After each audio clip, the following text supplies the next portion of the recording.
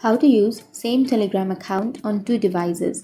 So if you want to use your same Telegram accounts on two devices, then what you can do is just simple. You can simply open up your Telegram application on the other device, and once you open, tap on start messaging, and then here you need to enter the country code, and then you need to enter the mobile number which you are using on your previous device.